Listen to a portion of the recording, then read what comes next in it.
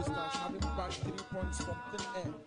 Slip here will meet the Baba Yara Sports Stadium. It is a Sante Kotoko playing against Dreams FC. Coach Abdul Karim Zito and then Kwame Opoku. That is the lineup you have on your screen post this afternoon for their waiting. Joseph Eso, another close to the title. They must get this victory. As needed. To get things going. We are underway here at the Baba Yara Sports Stadium. The first pass was for Patrick Asiedu over Asante Kotoko. This season, Kotoko have had the first victory. Will it be a gentleman's suit or is and it's up him? Kwame Opoku goes out to Albert. Papa Yaya.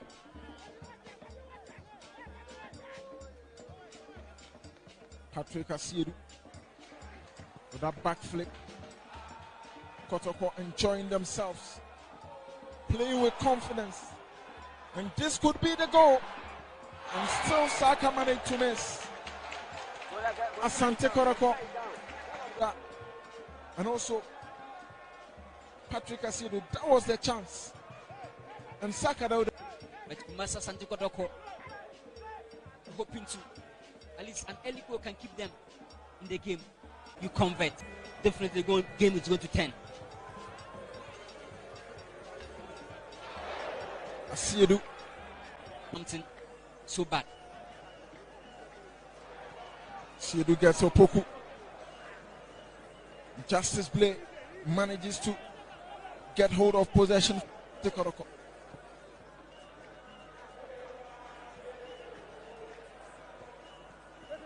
Baba. He was the hero when they played. Samba Onel operating in his new role as expected. This is a pass to Opoku. Could this be the goal? And guess who again? It is Albert Amoa. He has made it 9 in the Premier League. Good play from Asante Kotoko. Just close your eyes. He has done it again. Hello. Celebration upon celebrations. 9 goals for Albert Amoa. But good play from Asiedu to the striker Kwame Opoku. And Albert was there to finish. Interesting from Albert Amoa. And that is so good for him. Look at that combination of passes. Patrick Asiedu from the far left. Perfect bowling and Kwame Opoku control. And there is Albert Amoa. Interesting. Just interesting to watch.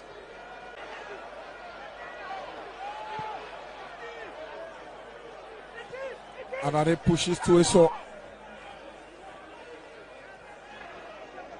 Eso moving back to the right side. Ebenezer Adade. And this could be the equalizer. And Dreams FC still could have made it 1-1. And Master Kofi. That 1-2 touches, and that was a good control. Good ball in, and the goalkeeper was up to the touch for the first ball. He should have done better at this point. At least take some bit of calmness and place the ball to a good angle. But it was blown away. Another pass behind the back line. Kwame Opoku. Can he make this one happen?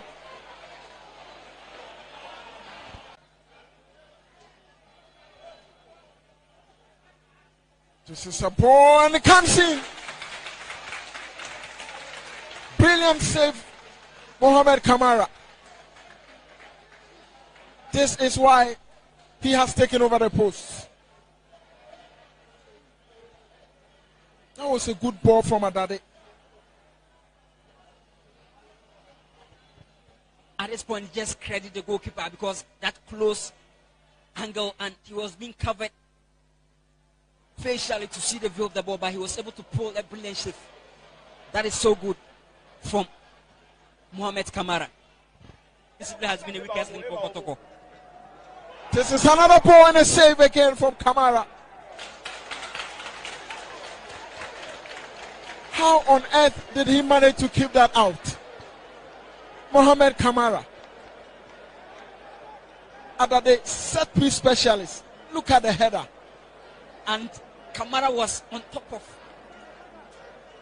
his balance. That time the table is turning. This could still be a moment Koroko can utilize. Papayaya failed to make things happen. And it's still Samba with that strike. His 21st game for Kotoko this season. And it's been impressive, to be honest.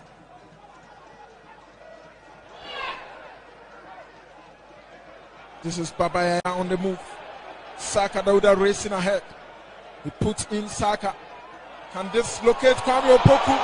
He gets the second goal. And Kwame Opoku with a dead man celebration.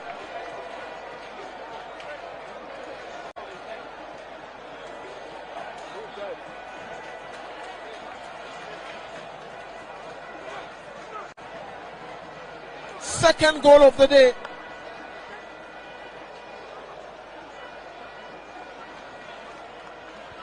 His 8th goal. Kwame Opoku. Perfect ball from Saka Dauda. At this point, any hungry striker is not going to miss this. And Kwame Opoku has arrived. Perfect move from Babayaya. And Saka Dauda plays the ball. Unblemished assist from Saka Dauda. He might not be scoring, but he can give assist upon assist. And that was so key. The timing of the pass, the time of the run from Kwame Opoku was just instinctive. But give it to Babaya for that progressive carries abilities from him. And just like I said, the last game they played, Kotoko scored 2 goals in the first half, and the same happening here.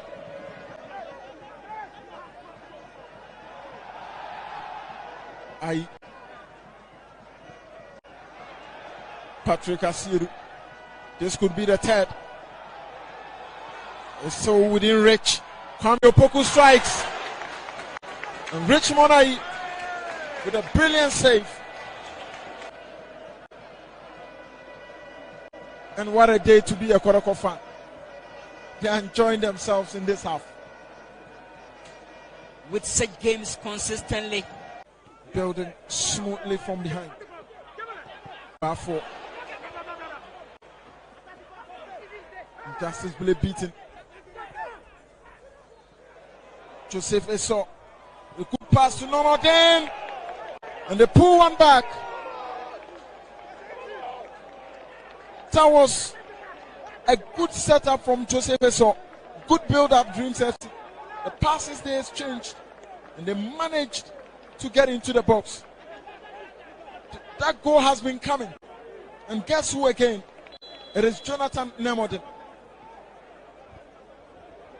That is a very good second half response from Dreams FC. And again, it's following the pattern of the first leg, because in the first leg, Dreams got their consolation around the 58th minute through Joseph Eso. And this time, around the 58th minute, again. And Joseph Eso assisted that crucial goal. Just watch that calm, composed pass from Joseph Eso. That is Justice Blay was beaten on the far right. And just look at the pass on him. He's been doing this since the first half. Jonathan Nomodin. A pass through. Kamara comes out. Nomodin. Can he manage to still keep it? Eso arriving in. Good interception. Dreams.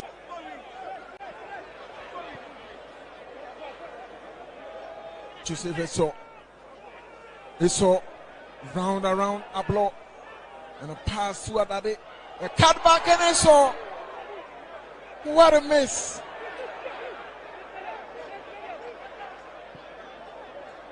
The defense of Asante Kotoko cut wide open. And this could be the turnover. Kwame Poku running on goal. This could be the goal. And he gets it. His 10th goal of the season. Dreams FC seem to have enjoyed attacking so much. They left the back open. And guess who was there? Kwame Opoku. Brilliant run. Brilliant finish. And Kotoko lead by 3 goals to 1. What a way to turn defense into attack. And having Kwame Opoku up front, you just have to feed him the ball. He might not dribble, but he can finish. And that was so easy from Kwame Opoku. Just watch that push-up pass, splitting the back line, and he was just there with a step ahead.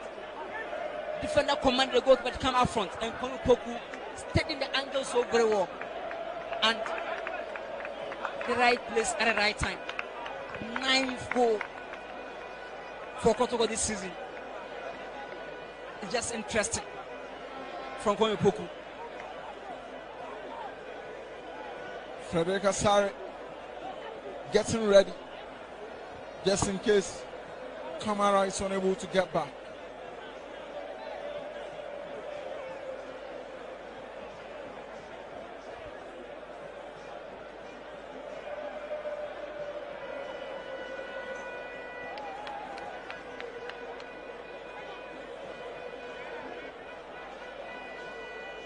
The substitute conjured the magic.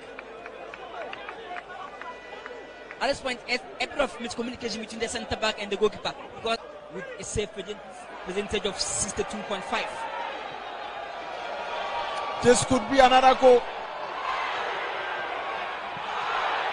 And Fernando Bassi,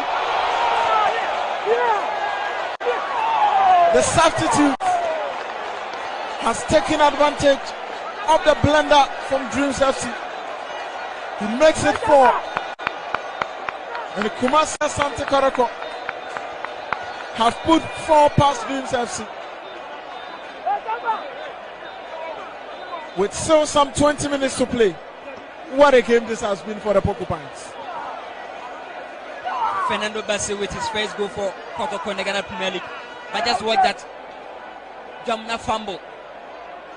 Again, just look at that miscommunication. The goalkeeper was just to the mercy of Fernando Bassi.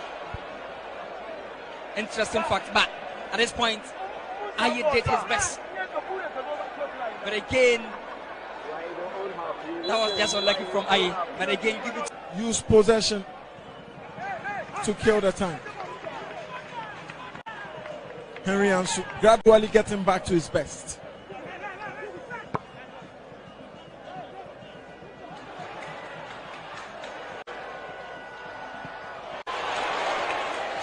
Some brilliant exchange of passes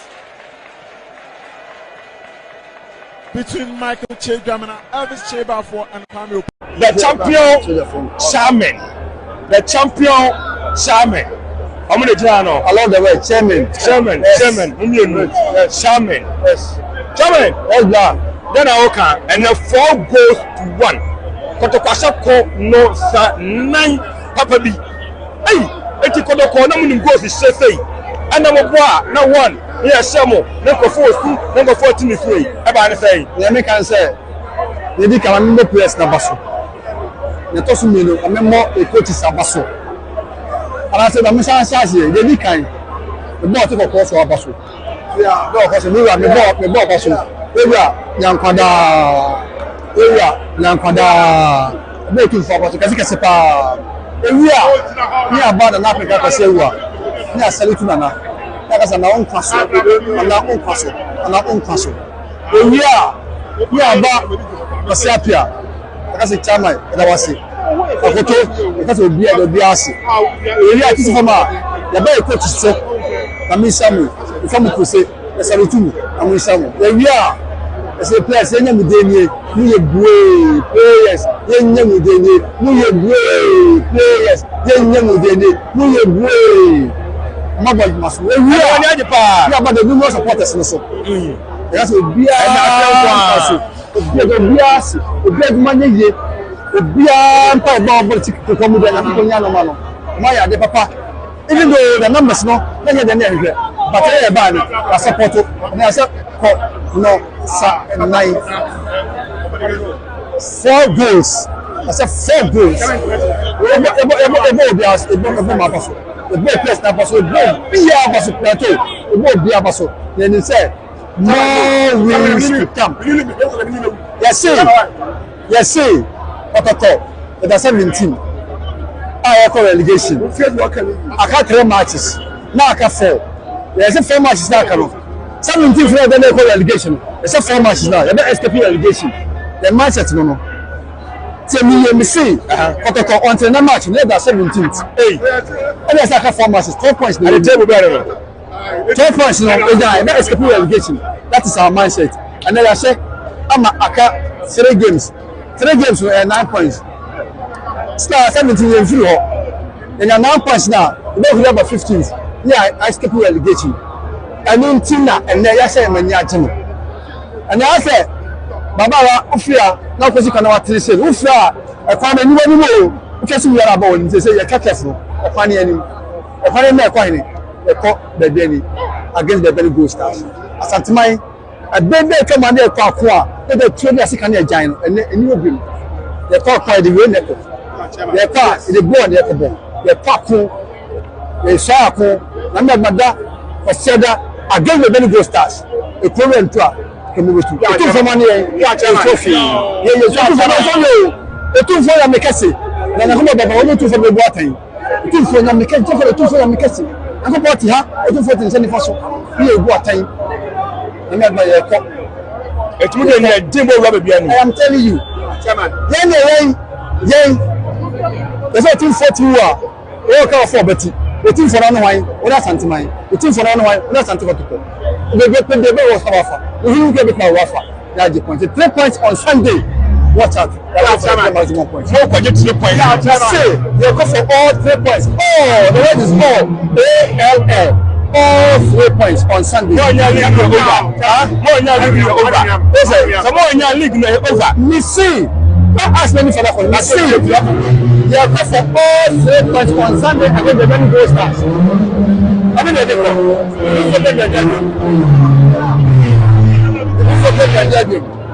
for all 3 points.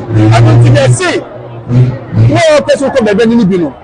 So number way 0544 0544 sorry 0244 sorry 0244 what am I doing when you 0244 54 91 98 0244 54 91 98 so let me put this time up to this guys and go yeah person my band before academy it's gonna be piano and the front over for domino the conference of for best ska butia the front particular say the vice chairman able vice chairman papa we when I machi ama de me bia no so many kumase mpo you hardly know say many kumase on Sunday when me Kotakwa Wednesday he was here people thought I was around but then Kotakwa also your boy money boom and that is the spirit of unity what is the spirit of unity your boy mom say you call the Jenny on Sunday you are going for nothing but great man the say Asantima otu informa na was my couple the consider about zito ball pa tiki taka who is saying onim bibi coach Karim Zito in 1982 the ball champion man Zito no Kotoko 1982 no about 3 and then the most left back then the time 3 no about 3 1983 was about 3 wa the Cup Champions League Kotoko this about his third or fourth time I stand for correction. See I can't be Kotoko inside out wa. Ogu what a place me say. I'm here. Karim Zito sorry. Me see I can't be inside out Karim Zito. Say make us obey ball, we say them go no more kotokoda. What I say, only a boy or G League. Or Benny Deco, upon a person, by say, carries to error. What Bobo here, the company to come inside out. Let's call Karim Jitu. It's all about a new coach, Nebano. I'm because I'm saying, no, no, walker. Everyone on your new coach as an alcohol. When you got on me, and then the alcohol, and then answer ball over. The Baba ball over. And then someone for the first time, I'm number 6. That is the watch. I'm not the man, Baba. And then about 6 years, and then Chelsea, you know, and I tell you, the man Baba says, I'm not proud of it, 6 years. That boy, yeah, and I know they no starting 19 million, number 6. Just excellent. No boy, yeah. And then Ogabachi was a go. Ogabachi never say go. You see, no trainer coach has said, be serious because you are a good player. Be serious, you are a good player. Be serious, and indeed, he's not serious. Otra so tell me that the DLS at my bad that you are heading shape. 3/4. 3/4. Possible of 4 million now, okay. Possible of 12 points no. I give more 10. Even the Africa boom, but I get 10. They call Africa finals. They call away with my own pocket money. What did I make? I say, call with my own pocket money. Yeah. What did you do? Kotoko more than 4-5 days. Menjad now was and Kotoko. Kotoko. We supported some year owner of Kotoko. Nobody pays me. When they try to work out Kotoko, you try to work out now. You do for that that come jacket. You do for that. It's me make it Kotoko. Then we be no to for say top players no. Oh this kid no. San dey check dey na kaka yeko. Accra we call Wednesday, Akwa we call Thursday. What I say, the make sure say the happen so inside there. It's a car. Until the year me there, yepe. Yeah, no dentia. Yepe ni yewu. Yanta obia. Enti the bomb person coach see by say at the end of the season no family league and they are up and doing. Ya to say mo na mo pe coach. Coach bi so che coach bi. Sancho for mo. And never say to you. Sancho for mo na mo pe coach am yem pe coach bia. Yem pe coach bia. Omo mo see at committee. Ya wa ba. Mo yem committee na mo yem final coach na mo na ba. Yeah, you are not in search of a coach. And they are winning up in Krewa. We are not in search. From company and up in Krewa. When are you edit to number 1? Alexander, you are fighting man. So not take a decision. Me take a decision. Come on, coach at now. I human. Me say. And I say you me na up in Krewa say wa. Or him me no him. Now I'm going to take decisions. They make and say, Kotoko, a professional club. Come on. Do not take a decision. Come on, you to buy it. They say all the things the most is in and then they say you know. By the way, you idiot. Me say, I don't know you all the man. Say so you might say you know. I'm not man. It's a bomb you to almost say we. That can tell my matches to go 4 that's Africa. It's any here. Yeah, if any menu for any menu here about you. Dabi. Come back here. Pepe. You jam work or find in our country. The make someone say this season no, and then last season they was say the master job. Oba first now we the remember the bia now. Bia na de ne ba system taka one match ene me jama de o say tese afoforo post say tete no me no a ye me hwe na bi gaje camp what I say Sunday be say ko say atakwa na o say katakwa we no e kieba ba say that man kieba the pot is islamo me say memfa ku offense offense what do you call disrespect and can support supporters me come can what I say into some say them not the baby could be and support away there I mean person be baby this can come waiting but home dey here it's Sunday the quarter I'm sorry baby any if you are the bomb media ma them nine na numbers camera se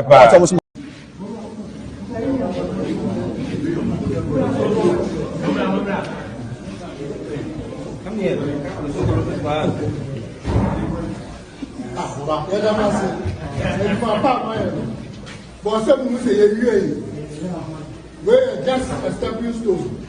A human day like Casada, you do nothing but win. And we pray to encourage you, my friend, Honorable KLB boss. Yes, Mayor. Yes. International Mayor. What the year? But not have a dream. Thank you.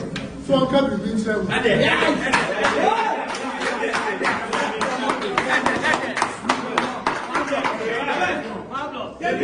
Pablo.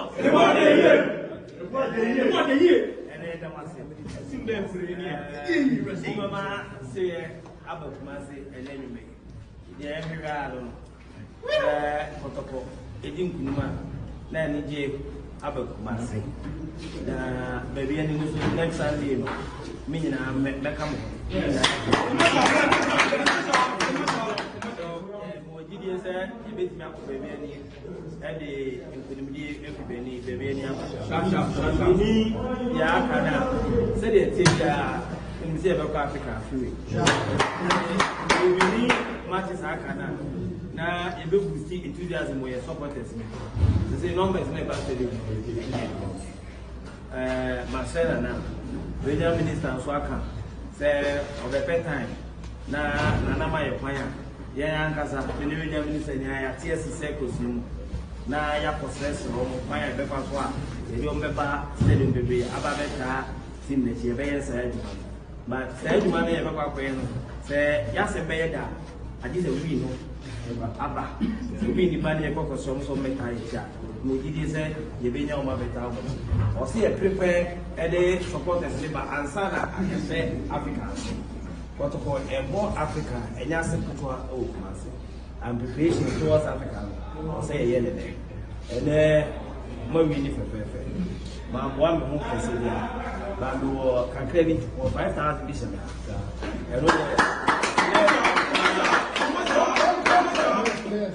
I don't go a place, I don't go out there. As I never technical team in count. As I never go baby, and many technical team about the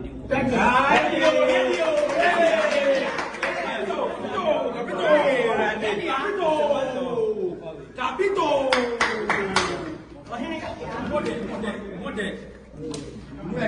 Nana also you. Nana,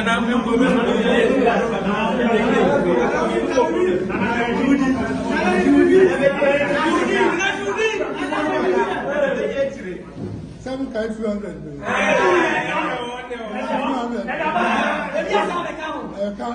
Winning bonus 200 Ghana cedis across board plus a winning bonus.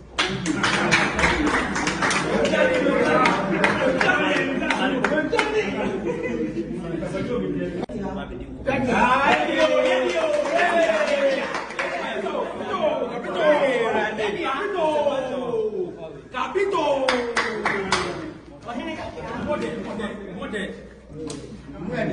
Nana also you. Nana,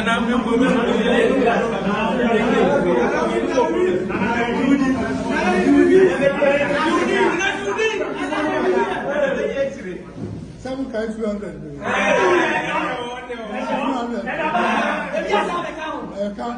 Winning bonus 200 Ghana cedis across board plus a winning bonus.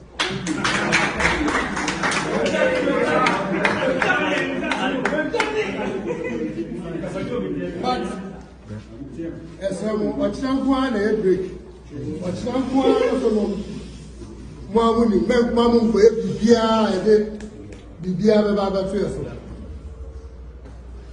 More beer and cover beer, but I can message and say, if you can campaign from Puya Kensha Center. Much is not there.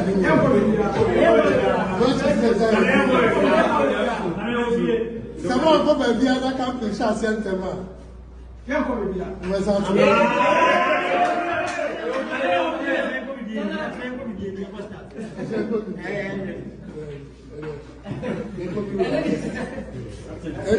Captain. Pablos.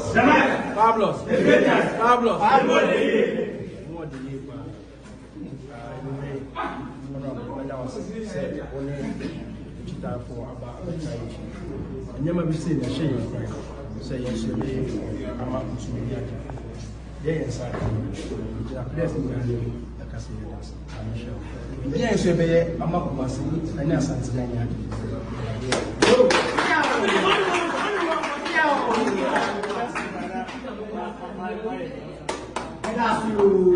the ball together, but then finishing. I mean, we good, but we need to keep working and make sure the next 3 games.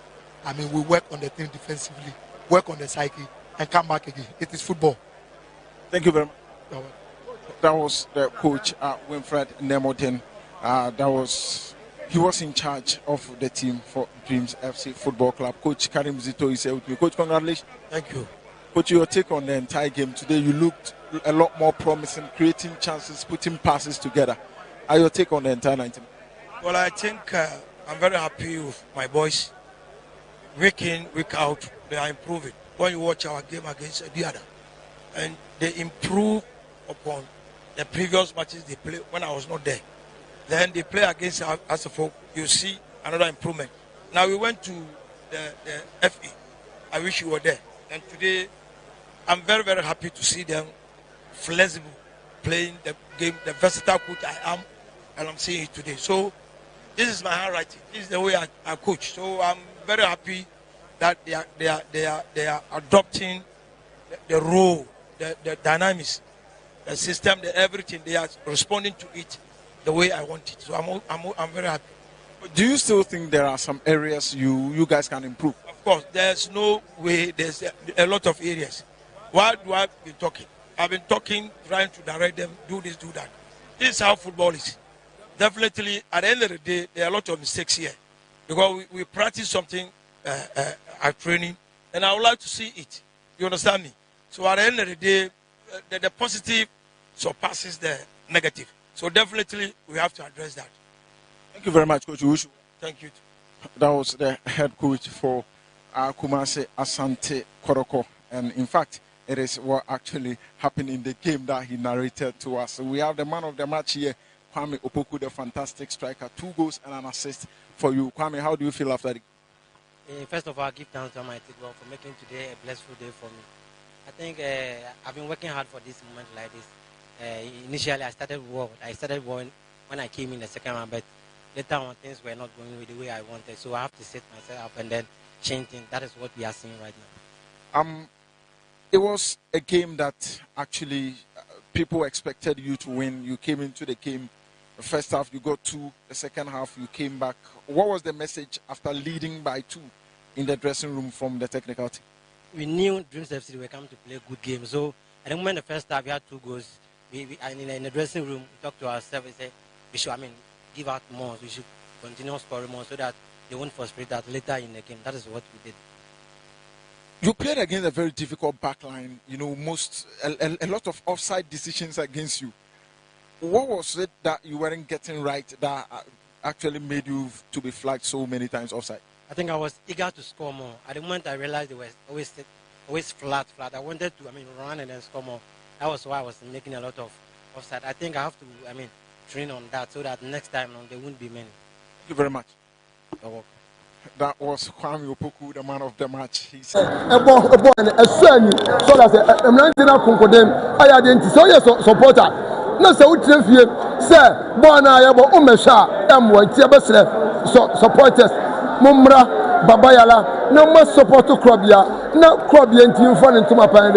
If I know, sir, Bona, Krobia Bona, a year. So I said, now some of America, some are to a year, near the authority, and if you want check on it, you have a sense of because said you know, born now, but born in the now. Morano was from boys in Warden. I did my companion and my coach in us, boys in Warden. Physical no hope because we prepare no need a year physical and wow. So I say, and Mania J. Say, I'm not in a conquer the master. Near last month, our baby any match in the Yakuma so. See a sure and you be trapped near Besset, baby any a bit sure. Near the Asaba because here, someone to insist you lose our baby any. Someone today I say you, baby any much radio, and here you're doing that much. I see a team called baby any. And to you, I Italian for other team said, baby any, your Uber Ubeko supporting team no. Yes sir, baby any so I say. In the summer today you are tuati, you know be any baby any match no. Any improvement na dia me bo emlante na baso. O ma ya dia pa. Me da say.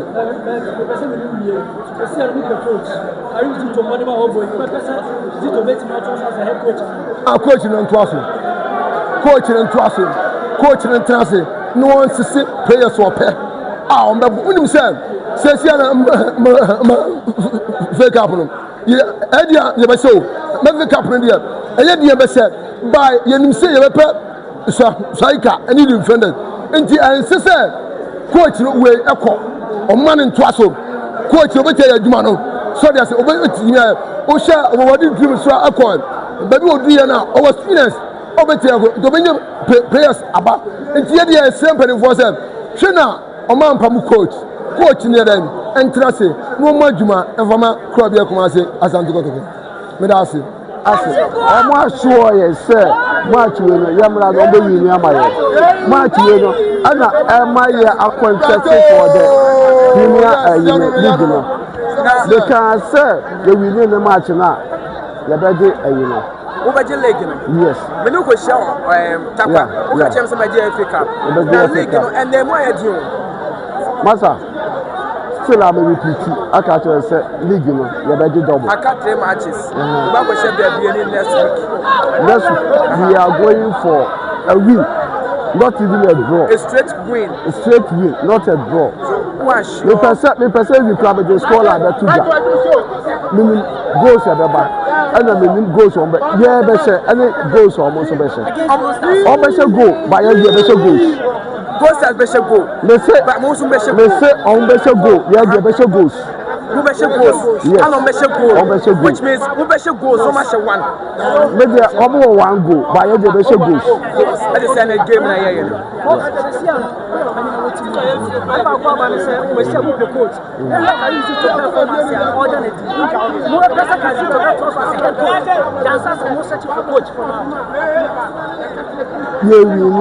coach by carry Vito by one team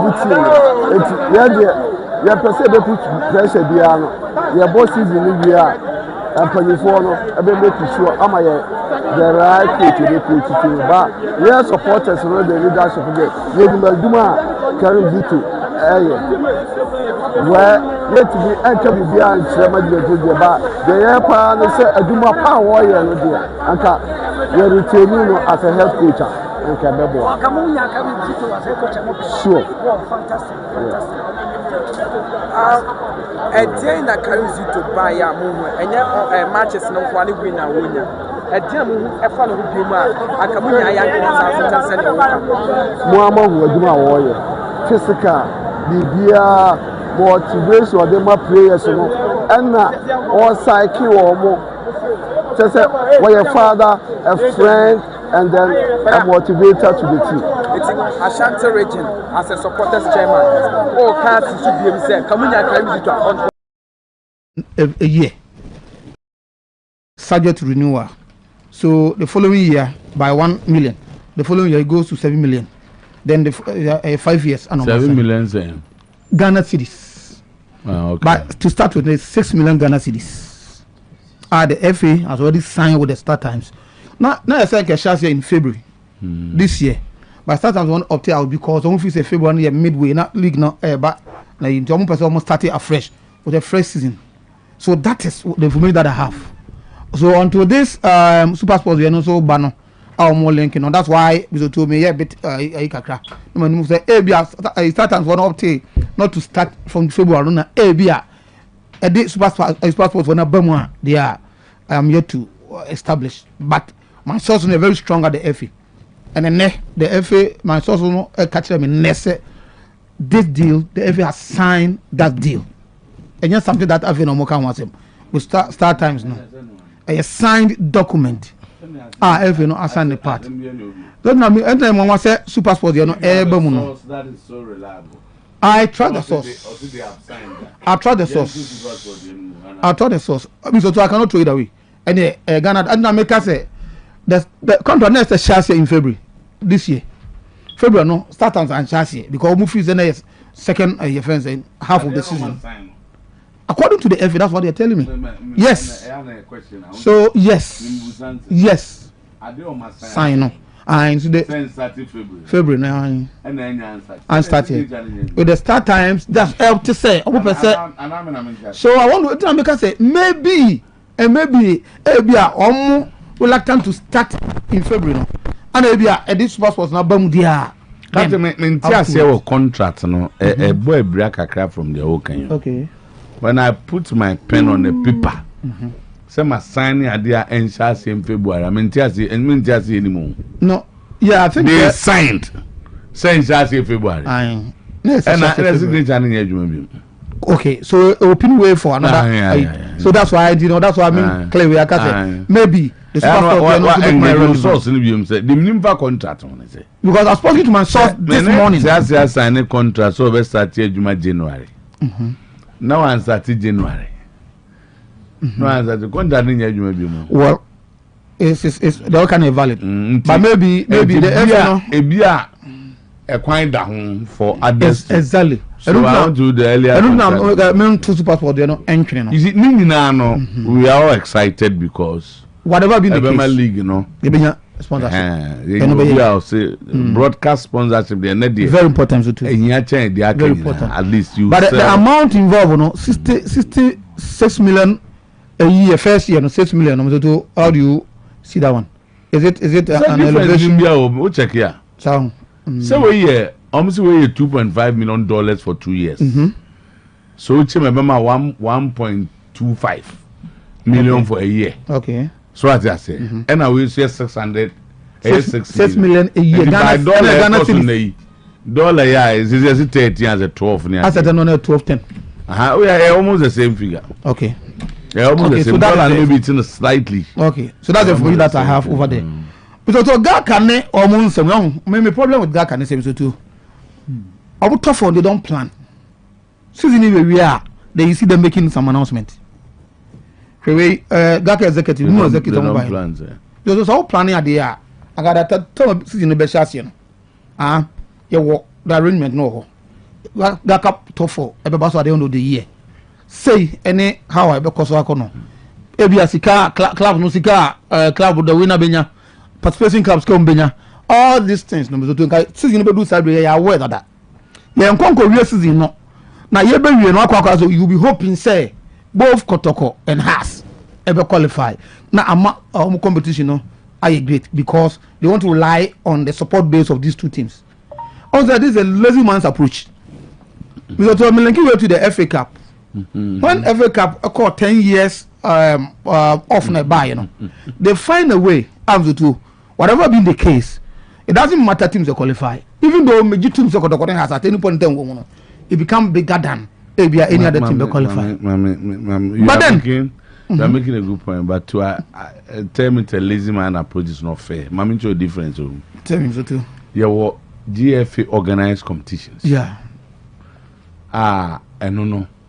The clubs are obliged. Sure. You cannot pull out. Sure. The top 4 is an off-season competition. Sure. We have our plans to travel to Germany. That is true. And there's a difference. That's true. And may come because I've been part of these organizations before. Look, Kromoha, Okope sponsorship for top 4. The first question the MD asks you is the teams involved. You cannot mortgage it. Say teams will be for you are sponsors. No correct. Because also invest. He wants return on investment. So I'm saying that. Nam no ya adina to say we describe as lazy man. Because okwa you so asem. Yeah. Say sponsors now say environment. Why am na involved? Why am na ebebo? Why? O say aduana wom, Diema wom, ayi wom. Obaka is okay. Go and see my sponsorship people next week. Yeah. Okwa community teams. But I'm liking with the FA Cup no. The FA Cup but so GFA there's been a time whatever been the case there's been a time any Kotoko has no qualify. No, but time for me and Obi and qualify to the final. But yet FA Cup it was successful. That's the World Cup final. Where they are part of the competition. In the first round go. Yes, so you can also make the competition such that it doesn't necessarily mean that Kotoko has ever come. So one can have a competition, you know, planning the year. Maybe you may not get the amount of familiar with sponsorship. Probably you would do. Me too. But the competition must top 4. Starting saying you know. Say if Gaka is serious, top 4 nay and clubs no because maybe not clubs that become a program so. But because of all actions and inactions, clubs, everyone said the Gaka themselves are not serious. Because why can you come and tell me when the seasons are about to end, you're about top 6, you're about top 8, you're about top 4. You see the point? But South African any clubs here by your leadership. So they sit there and discuss with the club. So they have to act quickly. I saw them acting on time because maybe a job now called South Africa. Is it Vodacom top 4 so? Something that you fix. So clubs were prepared for it. But the idea, Vodacom also by the FA, South African FA. I think we have more information about that, Vodacom at that time. And do your invitational tournament. Good. Invitational tournament. Top 4 years Top 4 in a competition, baby, I'll place it. But now get difference room. Why now but try? Baby, I'll place it. More matter sponsorship can so many more. Nobody is ready to invest. That is the Sultana Ghana and the AM. Because sponsorship one day. This one me no more. Then so because say, and okay, what remember will be 100,000 cities. Mama will be 100. Why will you get the money? Because that's one that you can't get the money. Impo attendance becomes an issue. You need to work hard. Maybe Gaka can do better than this. I will text some aspect of you, but they can do better than that. Boss, oh, okay. Still live and kicking. Okay. Now, Swami, what Swami? Swami, there. Swami, there said, I can say. And I'm going to kick us. Yeah. Boss, Mammy Chia, Manchester for coach a movie. No, also, I'm more Michiano.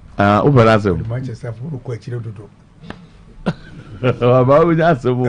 Boss, can league, Nana. I'm the 16.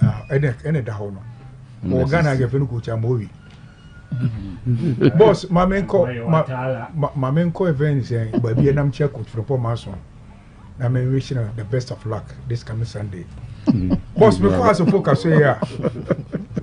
Because of focus here.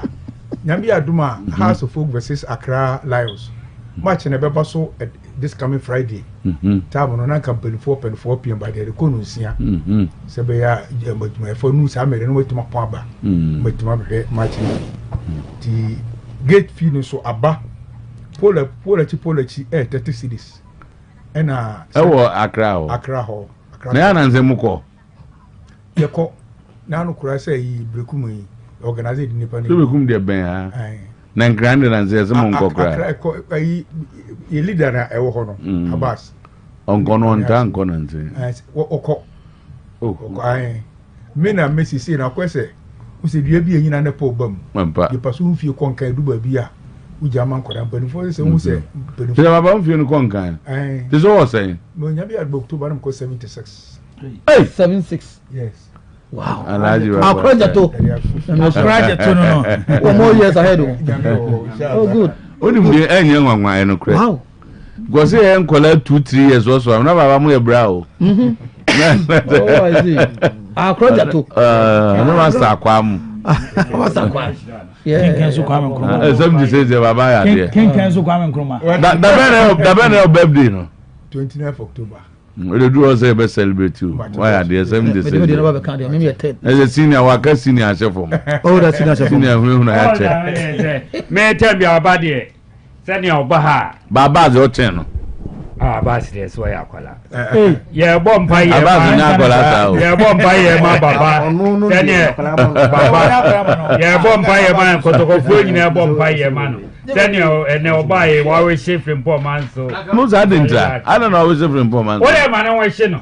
Daniel, what is it? Poor man, Madame for no. And I was here, so maybe at the mammy. No, no, that was found. Hey, if I'm home. Hey, I said, better for the pound, boss. And bring him to my example. The French for the Diabano. French for the. I said, some offended pound. I said, be offended. I saw my friend pound, memo example. I saw my friend pound say, what who actually dear. Now, so no, one frostro. What does he? And a boy cocachen say, and no Marco Cachen is a who say, Marco Cachen is a who's a boy we did was raw. Next one, Cassanchena. asibi no mfa nipa ho so what dey me das assess one what to so me fa no ho bɛn ena omu na bofuo bi wa ko hunting expedition wa nya nam uduo na sibriku abo no sun ena o mata ya so ne tei abo na beto fo ho akwa no ko ya o fa abo na na akyekye ni no fa ro de hye botom no sibi das assess nya nwam nti onya mienu twa homa ena o de kyekye to mo che botom mo ba na homa ka je se ka kyekye se so me ka kyerɛ o na asim fam eno na ama asim bia fa nipa ho asim bia fa nipa ba bia ni fa ho Any case in the say ba bia ni kura sa wo hwe a boss sa wo hwe a mri ni wa fa ntima me fa mra na me ba na ma borrow ni time wo say club du Ghana appelez-moi après midi qu'on conçoit la mort Dior merci beaucoup tout de quoi Pierre Petit la mort salam shrum la tout boss what you say we don't know that you would have tried French as well people say but we don't have contact no mreni shanti na me connect am no match akotokwa ni go sas be bo league no was it 3 teams na option o mo kwaso betimi age nations wo hwe o mo percentage o mo na ka French man teams dey do mo and now all kind in French teams in the name of French nations was 67% advantage on betting magic Gold Stars 32.5%. Na ka half oh na eza conversion nti amana points no ka half kotoko 7.5 so meet magic league no na hase na yedi out l'équipation du club du Accra Black Stars du Ghana West Avalama qu'est-ce qu'il y a là Moviela voici enya asare ni asare ni dia woko blast wonya biya dani asare that's actually ka free o ka pass o sina pa ro dia we Sina azo dozo ka hu bibio me match de me na beso so me so to me to ma no fa mi ta mu enjo do ge tanko azo nya asare na asa ne ya ko blast enyo bi ada ya za chani ena enyo watala ni watala enyo watala wa ko haja ye pam no boss tibidi asem boy bi asem apa terrace so 80 cities ena VIP 1 and 2 no first one 80 in the second one so 100 ena VIP proper no so ababa production 100 cities okay mate has a match yeah that's plan mama check kufika bila owo atwemunum atwemu he so siana na menchie sika obush George Asante Joseph Asante ono so ekotokoni o awo ekotokoni so opecha man cry wo osomtwe okay siana is a Francis Ajebe Queen me boss on so chana pa ono unya ni dimbo da o one dia e friend meto so ama sorry o di amro sa yesia mi sa be ko nyame tungo na ungo da papa we boss bi da mo nyina yeah that's baba that's it babao yes I want Tina Brena afi ye director boss we mi sa waye me papa bi mi wure mfi da na makwada ka ha kwa homenka boss yo ko djuma fi da mu ho na mi yare mi si form papa ye na mi huni wana obo o fa telephone no cha drop mama no se ko doctor ne so poku ko boss mi ko duru ye me kan bibia doctor se no poku hwe asem we mi vire fi da ona za tu taxi no boss ayi ne tu taxi gibo doctor pay me free wanyi mi teku fine and so on so meto so ama sorry bibo dia na no size ya where is so doctor na Kotoko new Kotoko ni mzabe kuzo Kotoko Kotoko ni otuwe Kotoko bona hanu boss Kotoko bona doctor amo Kotoko weju ni Kotoko ena Dr. NS Dr. Amwa Dankwa Also Juni. And I'm more Dr. Boating. Kotoko. Also Kotoko, also a Medimosis. You for. Yeah. No more when it comes to football, yeah. But the Julo can bet one from us. See, I mean, a Sunday, Yenny Babachi. Am I focus no and tone inside? Because did it here. Also, I'm 7 points. The way or they has if I could draw no. One way I said the Atia is a Kotoko legend. Yeah, any brad brain. They say no episode could be a BR register cano because it's a baby a cubiano. You register and tell me number register saying. Ube ye vice chairman. Chairman do say I was 0244 0244 54 91 98 0244 54 91 98 register the Unjeska. Over Nusika, Nadia Mano. Yeah, Nanya came me boss na handbag. David, no, I catch you and say, came me boss, I shall handbag is my Ibian, and then Crabel was support to Pemambaco. Ah, no, I'm ever I can handbags. Oh, you're the one who handbags. It's different from handbags. Zuba, the Odiba woman, and I may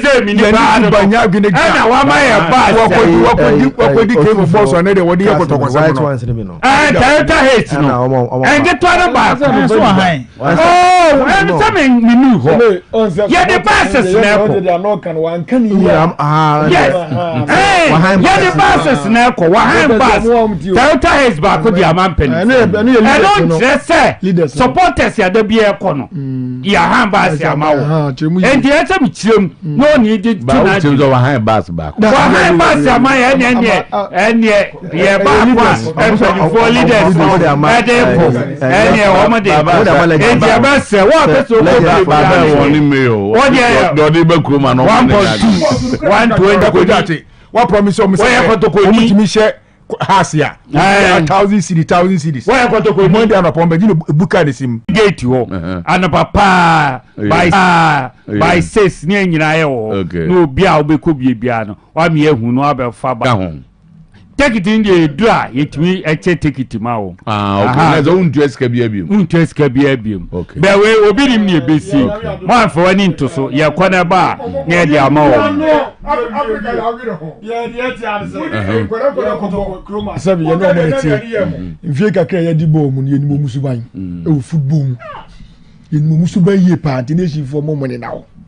Because it's really thinker and not just about to see him go find me. Yes, I'm a nation. Our mix zone one of yes, one of my team by year papa and as a wonderful and super performance by Aircraft Yakumasi Santico for a team. No, yes, you know, I may address and Utumuse or Mujo money papa and as I'm Ketwayas, the lives of Baba Yaya, Baba Yamuna, it's in your baby team.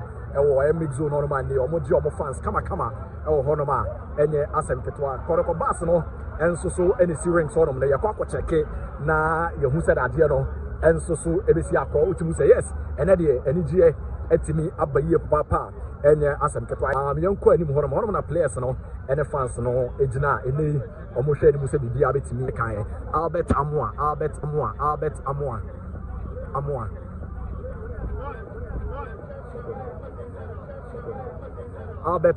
be scoring no ede ema abubu kwa de Kumasi Asante koroko avieta yes you know Albert Amoa eno no ha bass no etwen omo na chese etimi akwa na bibia etimi aye kama bass no yes already bass no etimi etunemom I'm still players ni bi enso so e wa ase Biabwa fantastic you know and coach gina fantastic you know you be room na to say you didn't come e a free one na bibia etumi aye kama enso so e wo horoma enye asem keto akwantina no enso so e de tie no live on Brighto TV still fans ni bi ana face supporters ni bi na players ni bi enso so e da so e wo mix zone no me bi no e bi do mo pon de also mo de show mo hu ntino Andrews in team menu yes in team menu so ejina no bo game pan since one am a kai koroko 4th goal no ana koroko 3rd goal rather yes Pepe 90 ene omo just samba na papa ena se 20 no players in the post here. Omonante aboa. Aha, Frank team. Players no Omonante aboa mo pa. So you be RGB kakra okumase a. Onante ebe boa oye papa. Unduru fie no na obotom ni na ayema. Aha, nti no eno air the tie no live on Brighton television. Koroko fans and afi players no. Enei ambassador there as obu wi a bus ni 20 because bus ni go bet still our players ni be that so ha players do na that so wa say pa enya sem ke 20 no the likes of Mohamed Kamara mo aha Momo Kamara ono ana ejina ono no baba ya be ka tro say Samuel Petit Goliath hey Momo Kamara yes aha wonu su yi fo ni kama no hono ma enye asem ke 20 no the Etiano now, I mean, I don't want them to go live on Brighton TV. Then I saw Joseph Ablomo and now Majabaya to buy what you pop. Yeah, and as a catch up right now, and so the Etiano, no for fans and after players, no, or mix zone. I just say any jabba, yes, I just say any jabba, pop. Yeah, and as a catch up, Samba Bull 6. And Upia Yaman, modern boss, you know, and all the Etiano. Mohamed Kamara, Obinana Koko, hey, Charlie.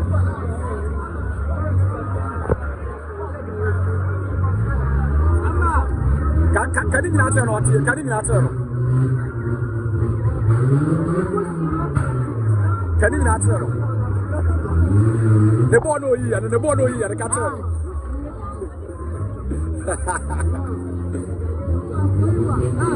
Yeah, but for someone else from last time. Catch us on naturalized Magana. Catch it.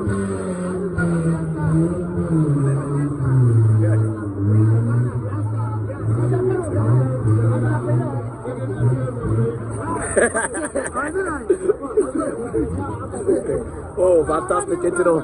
Fans, Omusu, yes. Nana Kwesi Apekrewa. Nana Apekrewa. Yes, fantastic, Nana. Fantastic, Nana Kwesi Apekrewa. Nana Pia. So, The Florentino of Ghana football. What's it that year? The Florentino of Ghana football. Well, you're born of money. The rest. Florentino Perez. Florentino Perez of Ghana football. Pirates. The Florentino of Ghana football. What's a Samba contract? The Samba Florentino contract.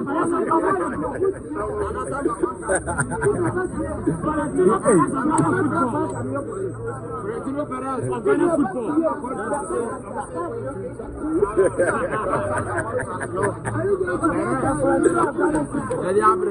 Yes. Hello, yes.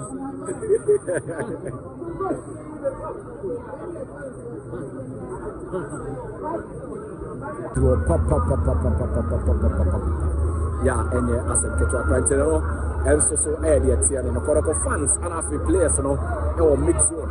I just say any jabba, yes, I just say any jabba, pop. Yeah, and as a catch up, Samba Bull 6, and Upia Yaman, modern boss, you know, and all the Etiano, Mohamed Kamara, Obinana Koko, hey, Charlie.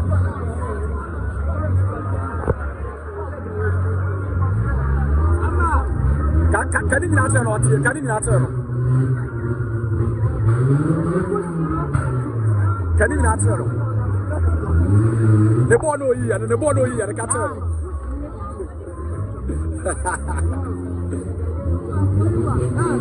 Yeah, but for someone else from last time. Catcher on naturalized Magana. Catcher.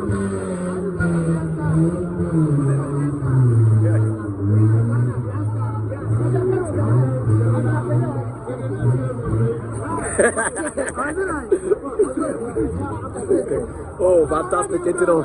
Fans, Omusu, yes. Nana Kwesi Apekrewa. Nana Apekrewa. Yes, fantastic, Nana. Fantastic, Nana Kwesi Apekrewa. Nana Pia. So, The Florentino of Ghana football. What's it that year? The Florentino of Ghana football. Well, you're born of money. The rest. Florentino Perez. Florentino Perez. Florentino was a Samba contract. Samba contract.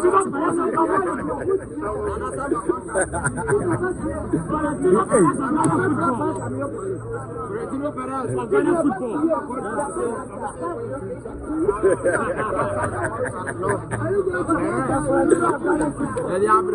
Yes. I don't know, yes.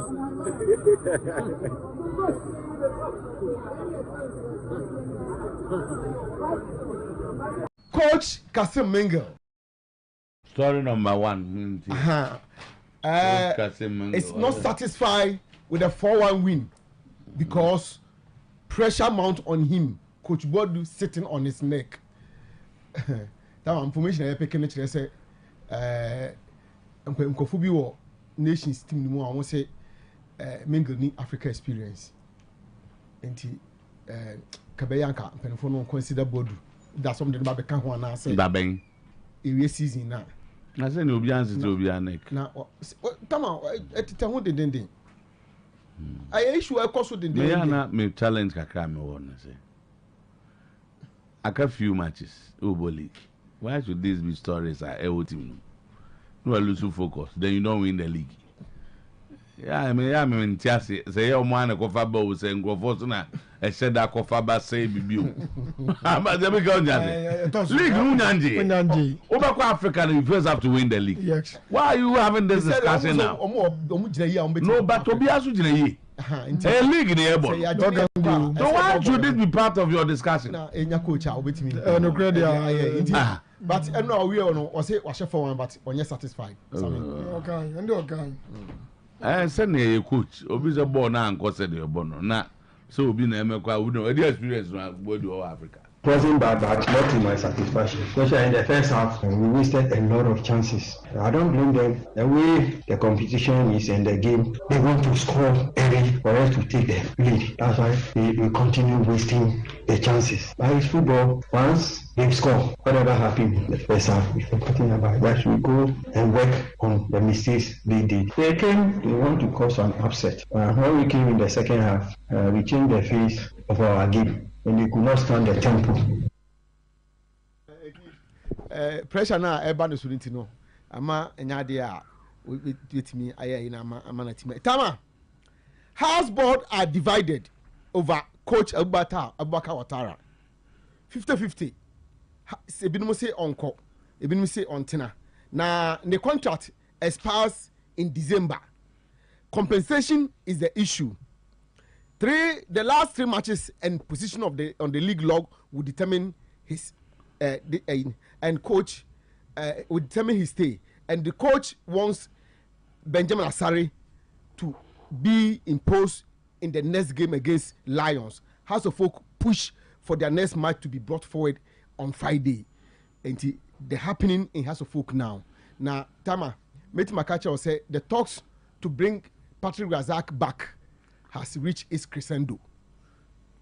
This is the idea. I could do it the evidence of why Patrick Razak Ebano Tama Abbas Mokahubi. Now video no. But first of all, Mami Musa Jibo Muma say Obiti Musa coach contract end in December. Yeah, by the information just said the contract ends in December. Watara signed 2.5 contracts, no. As official communique, I'm just going to. How can you sign a coach or contract in December? And we have spoken to a top house a personnel on one case confirm me. This is the House of Folk appointed. They appointed in February. Was I need 2.5 year contract. Okay, about half season. So the half was to complete season now. Then the 2 years. Now, in that case, or 1 year after this. Yeah, he was signing 2.5 years. I was surprised when we signed coach in December. Not December, me quote. The board of House of Folk have the official statement of House of Folk. Official statement. The board of House of Folk have appointed the Ivorian coach Abubakar Watara as a club's substantive head coach. His appointment takes immediate effect. Coach Watara has signed a 2.5 year contract with the club and is expected to start training next week when the team returned from this weekend's friendly against the Chima 11 Wonders.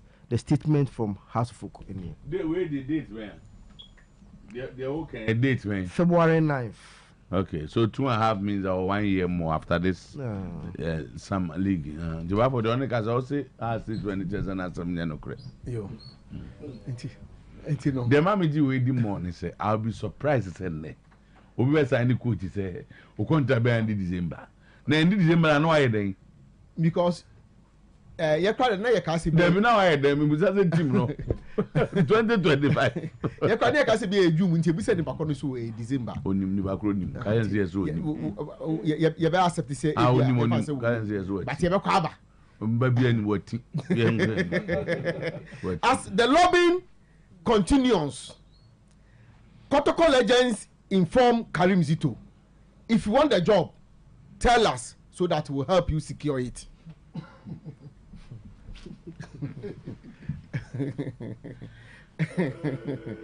And coach legends meeting on go can we now. And Oma said that friend I can't you know. Omo friend on meeting now.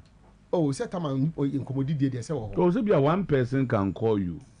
So I say is it legends? If you are one person can be it represent the legends in view. Say if you did a home come or you need man who say opa catch your name na tama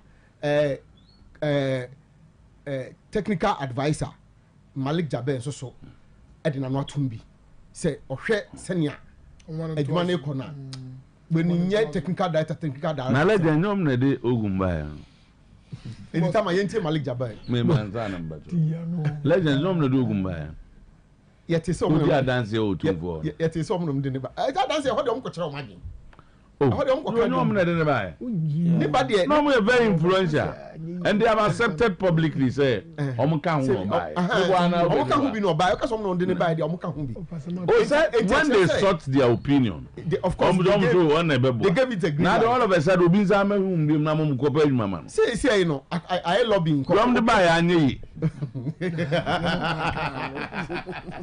eti Malik Jabe as so na no atum bi timer no sir me pano even in the national team under 23 4 years he was my assistant. I will advise against that. Young man continue with the coaching now.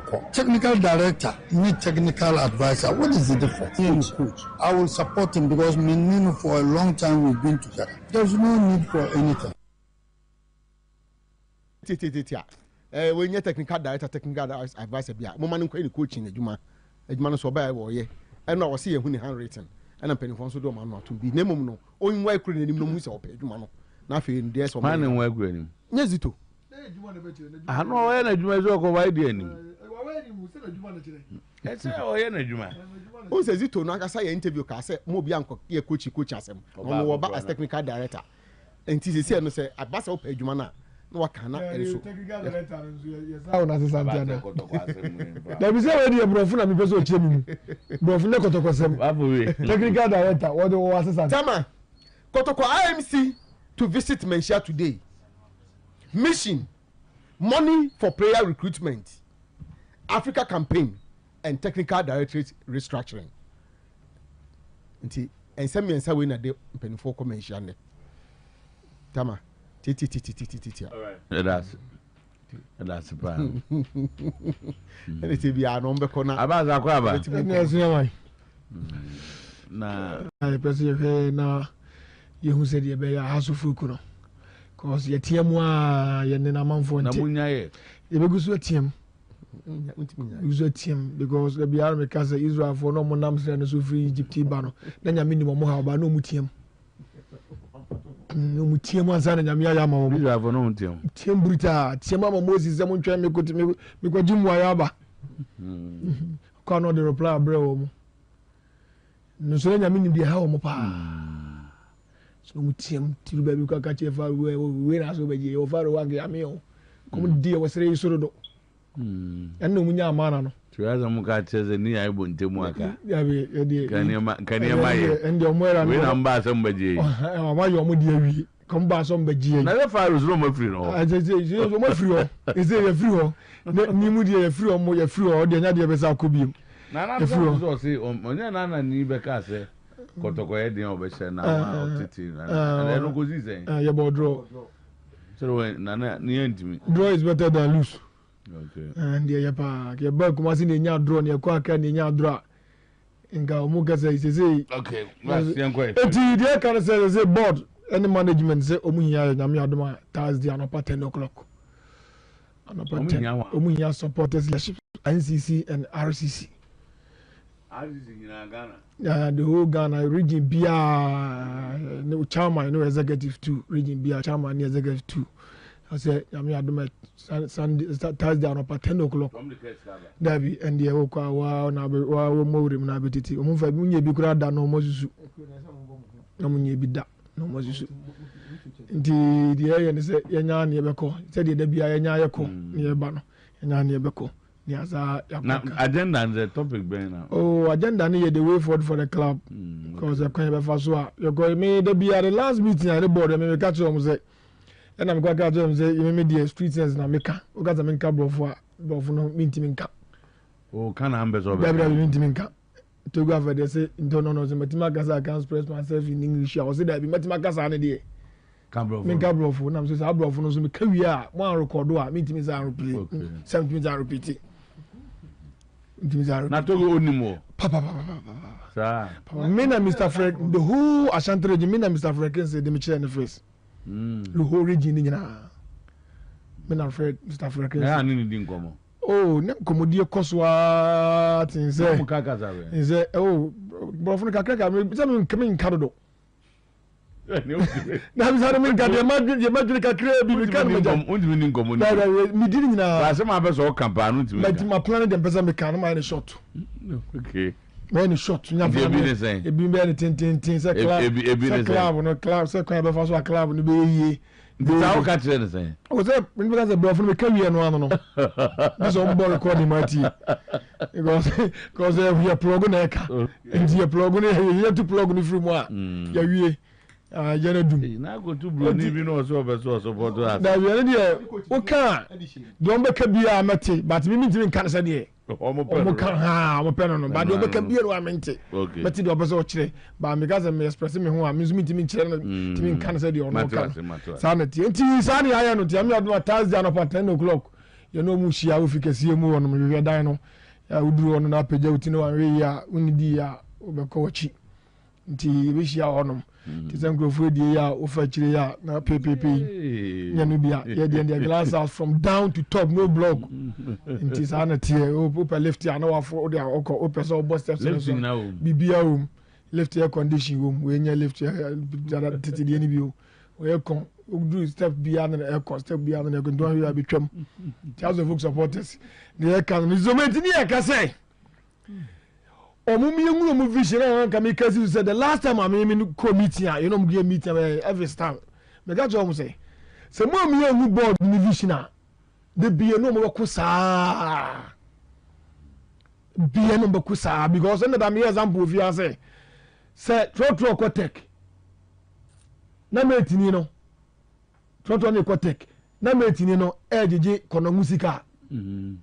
Na so do tech na so driver ni so won de wanya nkoko no nguna de ne besi mbabu mate confusion mbabu no ebi ni ha supporters ni leaders ebi ni ha supporters ni leaders sanity you nim say e league age omuso nim say omo avoid relegation na do be ko school a na ka che oban say avoid so ba wi a na se be na wo ka che no be jina oban no so da bi o wo say akwara na me do ko school avoid so ba wi ni pa ni 74 Otoso 75 Otoso 73 worry 70 was a worry one relegation it is as seven am tea no me dwene wan say avoid so ba ready e ndie kasa bofu ya say say me nam dim be ko school na ma ka me she me ban kura say avoid say wo ba we eti ebasa e ma ye ne wo mu ntaburo communication ye ntende ya ma ase eno ne ye pese ye no mkosia niya toto niema niya he chapters ne regional bibia ne ma ka nyina niya toto niema niya he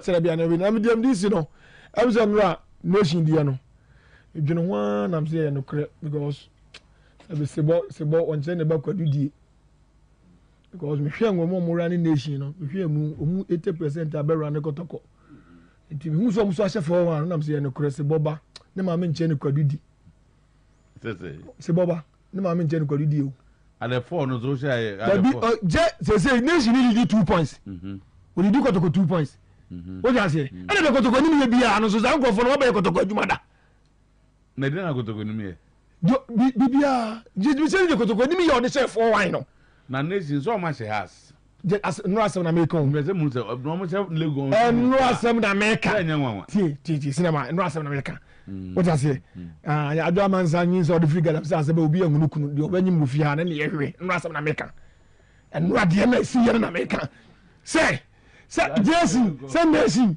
omo amura ni nation ya be kotoko adwuma ti kotoko say 4-1 no mfi so ma wie no this is what say 4-1 it is body on jenu be ko didie otiene na mono we Jojo mehu video minimi whereas na Abbas no brekuma no okay mehu brekuma na has go say yeah mehu say wayo ese na kwa me pan ni so we wan no wayo ben wayo asofok o Accra Vosivros one of those guys that you know Kwame and no and Nana Kwame dear no but the narration Nana Kwame no Tony Nana Kwame so no side of almost say one shadow or the bono but on insana Iprano let's establish a fact that I'll be a jetum say Nana Kwame say Ipra wa you then and on I say what are we establishing then? No, what even happened there. Oh, sir, and yeah, me video. As what happened? Where's the video? Say me. One video na kwa me zane ta we na. Oh, tama why yeah, oh man, the story rank say oh man yeah. The story is that Wayo was injured. I say is injured. And what has been established and say Nana Kwame say the prano. As to what happened established where? Oh, the word established them. I've listened to even the Brokum guys who were there and say, but on my explanation, they say that's a no. Why you be that's no or pigeon inside we know. I say and yes, I was not born or some. That when I like don't make a question. Oh, me too. That's okay. Why you say no come the bonus? And no come so say almost one shedder. So I'm bonus almost say another Kwame say. No, this is a story that. The Bokum Christopher boy no way fencing ntafo no on one go on Facebook say enye say o shede born aso it be more the story of omumiem one say na kwa me born aso and Chelsea for no say enye so born aso just that na no ojire ni opoja ne say ko wo no it is the story that the two of them are giving it's I think say Asia ojana ni na nza ko wo no why voice no okay I was saying now Kwame born asum I say now Kwame born na utie na video na o say e den no born and the nya story as what happened but we say na ya pon match no at this stage na o ma pon match no hwe how ana entia no ma pon born no so enti minister Abbas bet me I call na no nya the details na e dey am there because Chelsea for no say one shada no open inside the one any so all the no there are too many questions for it. One I know Nana Kwame say the jibo na kasa na kan betin nsa bonipa ebe mo wakaka and two e bia no mo ya kasa kasa bia na ebe na zakito so obi so ma stretch mensa na go obi ani enti bia na me busa were there exchanges between them ebi awayo no complaining ena Nana Kwame no so can be enti akasakasa ne man nsa ko won nesa obi agina ne ba bi na ba ko nsa ko wo ba ko ani no so aboma sum there are a lot of say there will be BBC ena na me bese me hu say BBC you are going to complain and na BBC no so for asem ko no de nsa there BBC kasa be ko ba ha but the siwe no ena mu nya give two different interpretation ba ko say obome ena ba ko say na me pije mensa no ko wo nani nti abi na ba ko na ekan wo mo ho na ekan say ba ko na nche do so far Nana Kwame don kasa yo oh say I take it as a official position because Fedua ena ekase mo you the side of Nana Kwame so say na see And Fredua is talking about what he saw. And I don't know that the Fredua who you know work on. And yet the position of Chelsea. No, Nana Kwame. What are they? So what is it Nana Kwame? What's it? Oh, Nana Kwame. Aha. So what I say? Maybe me who says Akito Nsano. It doesn't reflect the position of Oyerepa or the program. Oh, but mama pass any pemienu. Gana bo nsemu asem ni baby na ba ko nsa ko be o baby nsa o so na ni no moja fi deni asi o moja no so hospital bon ko zuma so moja no so moja hospital nyina ko no sade na obi de nsa wo nani o enya mi peja me nsa bia o say na wa o de ka bo ho ese na wa si okay na wa yo no nim na kwa me de o no pa so wa no is a bekumboy o and onye Accra base house like no Accra base but so say ni chiri fie ho nti no nina kwa me pa utie mpo am say mom jan Genesis obi ade nsa wo nani amoja e ba no what's up guys from Jan Genesis jubilating say asa bo ma se wi o say ma ni apon bo no okay abaza nya fele bia na am say na crobo obo no am say na only change of voice so there were changes and obo no but every time Zaki to see for but Sadia we has position still we use someone we can na Kwame na we dey hu sa ba on so tu ni a share team so se e be Sadia na esa fi mia me name as a dimbone ne doso why bibia says baby so car police be na e no mo establish here send me ono na car say police ni say so o kai so de ni interview ha yes oh no say ba no de mi no car wa say say police ni sa be fa na numo say be to na numo say oh that's it as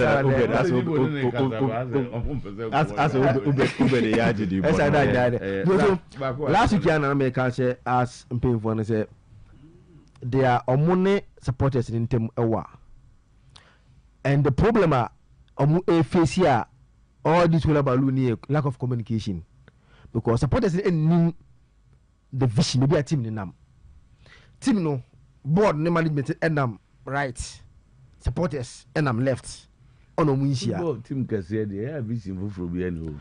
No, you see, win for them. No, but I said, we know, but yeah. And yes, support anymore. But easy to agree. You are able to say, oh, we are sharing we are doing this, we are doing this. Now, some example say, why is Goofer Amor not under pressure? Because before he came, so supporters understand the message that this is where they are seeing the team from to another. No, man said there's no pressure. They are waiting for tomorrow. No, tomorrow. Yeah. Nothing will happen tomorrow. No, if you win tomorrow, that is next season. The point is that if they don't win tomorrow, I'm already on Panoni. No, he's comfortable. So you real season way. What does some of the Arsenal supporters are telling Ateta. They different. No, when different managers. But we na. Some say we are ma. Se bibi ba. No, Uka se ji ko Italia na ka beti abetena ba kale na wo kan. Omo den the project now the 13 I think 14 the Ayana is good. You understand me now. But big clubs you cannot say any other thing. This is almost the team not sinking so low. Maybe will be in then they see signs. Team can say they all the supporters the attitude on your win. No, but I would say has there no. I like the word you use. Has in key to the lowest level. Now say obi do ball no league mu. Has sing and before Watara no more omo habium. And Watara no kwadi before Watara. No one saw relegation habium. This is the battle relegation. For a problem. I said this season over a Accra Lions in the vision. They can go don't have a Kubeko. Legon City Suko. Last year, so has go you. Olympics koi. No, about no. Now last year they mu here. So now we have last game to survive. The issue is baby outdoors, you know, likely say Bibeko. To us, they are normally the home advantage conversation also. Obiako Park no free. Yeah. But about 6 teams playing. Yes. The whole new home. I think say normally your time blue teams, you know, come into the conversation when it comes to relegation. Your time blue teams in the past. So last thing was Buffalo. This young apostles is not entirely safe. So I'm trauma Heart of Lions be sure more breach yabo. I'm trauma Heart of Lions be sure more Sunday we are breach yabo. I'm a ball wench. They need to win. They need to win that game and move to 40 points. It was a debiano Greater Accra beat me my 5 teams. Now Bonoswa my 5 teams. You know say that is normally the conversation. It's quite unfortunate, especially on the part of Lagos cities. Last season, we told relegation come on. And none of my Debiana me ball house for Kokono. A ball Koko 1, 2, 3rd time Obeko. Lagos cities. No to Lagos cities. Enya relegation scare the last 3 seasons. Ninyina a bomb Koko. And a few way we are on Obeko. The same thing happened to Kimfesa. The Kimfesa survived bare 2 occasions, but Kwani Liberty. Ewo a year Sugakope. Daniel lie in the Kudis are born on a Kimfesa Kunya Drona Liberty way. The following season will fear against Legon City Siano Mishaw last day to survive. The next season at Diomokoy. So Legon City's being relegated was something that was very likely. But Mr. Tuo, the decline of Samuel Bodo is amazing. A massive decline. Too bad. From a manager at this point, he should be dominating the conversation to a manager. Club no. Now that Angelotti and go Everton. We're declining. What happened? We're declining too much. This is the position of Chelsea. No. Chelsea was in the FA Cup semi-final. Which is not enough. For Chelsea? No, which is not enough. Now, so Chelsea Marco FA Cup semi-final. Share Kotoko. Share Kotoko. What about dance ball penalty say and what was it? And a Chelsea share Kotoko semi. They've been there before. So to play. So it's expected that league, a league on the 10 for the same. Over for Chelsea is no, Mr. Toe is huge. Then a man Kasim Mengo. Estatina Basobro. They're not the Bechemo here. Some Bodu Nankasane, then a man in Dimba conversation. At Midiema, no a place first on 2 different occasions. Then it led to a job at Hard to Folk where he won the league and won the FA Cup back to back. And a BB Boom now Chelsea. And 2 seasons as Chelsea, you cannot use his performance to have any conversation see and find any big club. Imagine if the last 2 matches have become Chelsea boy. Kotoko Hard to Folk. Even if Kabodu to me win his matches name you. Now is it easy to win against these clubs? That is what you need to do to be classified among the best. FA Cup say say Kotoko now call final. And ka wudi ni won komonu. Senka wo ball eye also to me say that 10th no da no. 41 points. Nowhere near the title conversation. But it seems I don't think. Milton Dreams that when him Bechem that when him Samates that when him. Yes. You are supposed to use Chelsea to make a statement. Sana na community. For instance, this weekend against Hartlepool, beat Hartlepool. Watch Watara no waseno. And Kebe we now come on be say, did they need you back? But almost all the opportunities ever present here now, you are not doing well. Once again, Akwakwa say Bobo be no what Bobia be no suspension. Which is also not painting a good image about you when it comes to your behavior on the field. So on the field itself, you are not coming up with good results. And off the field, your behavior is also painting you in a bad picture. Into then once I'm back to the top. Into years I thought to us one here from Chelsea, no, maybe I will call young apostles. Maybe from Chelsea, you will not get the opportunity to come to a Hard to Folk a come to Midiama or come to a Kotoko. Now the Kotoko coaching job is to them Manuesi. Omunya but tremazi to we season. Because the next 4 matches can easily change the narrative. The next 4 matches. A bit me as a narrative na Sabri Ecosia. Kotoko Go Stars. If Kotoko and pick a good results, people will start having doubts. Yes. And now more born about and now more born about the team CEO, the coach is always tackle. There be no to my point is yeah money we season. One match where you have doubts. Me say omo bozi to Abasuneno. If Kotoko and Timmy and say Go Stars, imagine if Kotoko should lose to Go Stars. I am telling you some common na be start as San Stadium wa.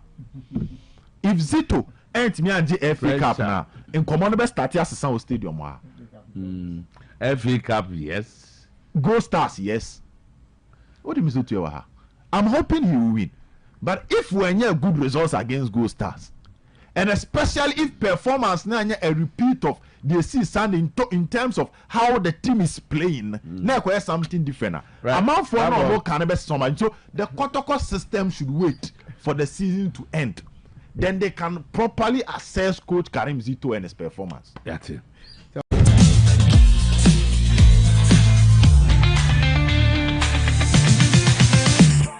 Moto, say Watara and come on. Say yeah, the last season comparison about we will not be fair to the conversation. Penyin one ya dear baku say. And has a near break some bobra, some permanent 10. Coach Bashir Hayford, Epic Heart of Lions, no more 9 points. It will league. No beer himself Heart of Lions are real. And yeah, the infants of Mina come with Tribom. And Heart of Lions, we and so too, no more 45 points, no more league. And almost start a new season. And the Heart of Lions. On the real last season. Yes. And the Heart of Lions.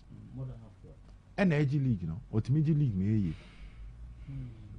And it's all by catching them and say, Watara. One not yet. No, two. Ye just have a pana, obey destroy the oak tree. Modiamotiambo. Now say, ya now, and Nibrena one penny for the side, no form. Sandy Brenna normally was some or Borduson, and we know as of my Gomun Sembe, mean who the number of percentage I'm in friend describe. Because board draw crana, near your house of folk board members almost is not enough. Now, no bit tref ye lose wa, yenjano. Then answer, what has changed? Watara, yes, you. The name has changed. Watara Tenef, ye. The name is from Bordu to Watara. No, too. Watara, yes, you. Last season, FA Cup, no free. This season, home match, no free. Again, Golden Cakes, no free. And then you see, a high level of endorsing mediocrity. Na mama no kotoko bunyanza. Dey be nyanso oni kotoko bo we no lusu e be ka bia kire Zito. Ana e ba be bona baso. Yantimi o de Golden Case se kotoko ayo so mebo Zito abaso. So o ya ade ko duru final. What do you want me come and say? Obi am bona baso. It's out now near show FA Cup. No league Mr. 2. League ya about this season. How to focus lose 8 matches. Nah, this house of 8 matches. Is this house of folk? So the bottom line is opinion no improve house. And you want to get Tijani bet me ayo. The omo pa mo no. Kobe ye juma no. Wait. So Watara, no to you are not seeing improvement in players. You are not seeing the style of play. You are not seeing what is it? 4-4-2. You are not seeing anything. There's nothing special about the Heart of Folk team. There's nothing about the hope to have the beliefs and next thing has by idea. I saw my ball penny in Tuja and penny for the come relax it too much. League we name competitive baby say and Kahasi no one going to be more money. Now to that Santa Koroko issue. But to Zito is leading. I mean that is about 80%. Says Zito now. But the issue is the performance of Zito in the next 4 matches. And a better common year pa. the performance of Coach Karim Zito in the next 4 matches and how he will finish the season. If Coach Karim Zito to Swantimi and G League Nimpo, now the next matches to be put up a more respectable performance. For instance, a draw against Gold Stars, win against Midiama Ofie, a win against Vision FC, then win the FA Cup. It set the stage for the conversation to continue. But imagine said the next 4 matches will to papa so they are. And found say we lead because what I know is that the old players are in love with Coach Karim Zito. That they want Zito to do their job. And say ba also got so me home. Say no wakono no. No too they are in love with him. Okay, say maybe asim see here. Nothing means I'm. Oh, Zito no zafu dem fi asim ko kan asim bia. Yeah. Mo guy. Yeah. Kotoko ni match bia omuka so ko kan asim bia. Legends no bufu here. Oh, them so 20. I mean just but me too he's leading when it comes to the job. And a proposed plan I may pick here and say probably be 2 additional assistant coaches might be added to him. Say a confirm on the that's his assistant. Back up and back on the ground. So on vibes too. Anti say to me on Hamza ne back on the bana what me at no Malika any technical conversation for another day so too. Now when a story be back on matches near born this weekend and the fact that the matches might not be on TV. Oh yes, PK and all but big ones now more power and munya. God may PK say baby any hambaso. And I may PK say brankes so no. Nation Samates so no you to hambaso. Tibi ombe has and Accra Lions no. Maybe omuya ebia young apostles ne Heart of Lions no. Etimi abaso. Oh wenchi.